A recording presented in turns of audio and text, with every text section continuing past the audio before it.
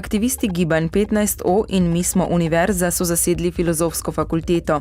Zahtevajo korenite spremembe, kot so popolno financiranje študija, konec bolonjske reforme, kakovostni študijski programi in štipendije za vse. Med materialnimi težavami, s katerimi se srečujejo študentje in fakultete, omenjajo hudo prostorsko stisko na filozofski fakulteti, uvajanje plačljivih oblik študija in individualizacijo financiranja doktorskega študija.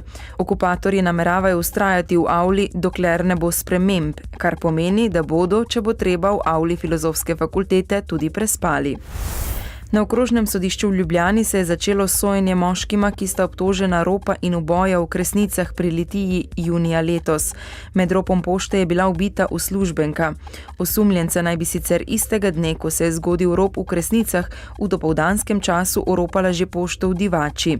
Od tam sta odnesla 370 evrov, iz pošte na Kresnicah pa 1600 evrov.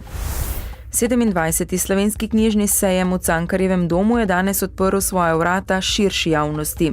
Na 114 postavljenih stojnicah se bo predstavilo 100 razstavljavcev. Sejem se letos posveča tudi elektronskim knjigam. Študentska založba bo med drugim predstavila svojo prvo zbirko knjig v elektronski obliki. Mladinska knjiga pa bo predstavila svojo prvo aplikacijo za iPad, ki je nastala na podlagi slikanice Lile Prap 1001 pravljica.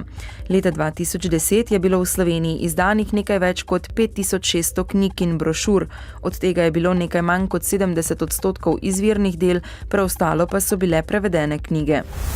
Slovenci se 23. novembra spominjamo Rudolfa Maistra in njegovih borcev, ki so preprečili priključitev Maribora Avstriji. Od leta 2005 obeležujemo dan Rudolfa Maistra kot državni praznik. Letošnja osrednja slovesnost bo popoldne v Slovenski Bistrici, kjer bo slavnostni govornik predsednik republike Danilo Türk.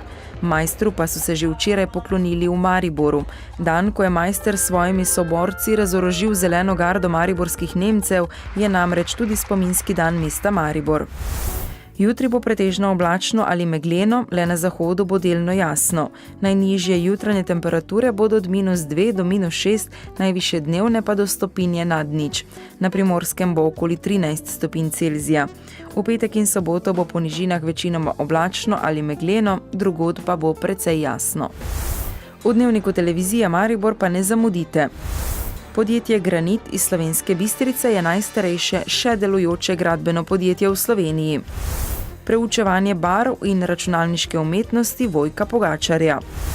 V športu pa bomo govorili o prvem mednarodnem turnirju v karateju v Mariboru. Bodite z nami ob 18.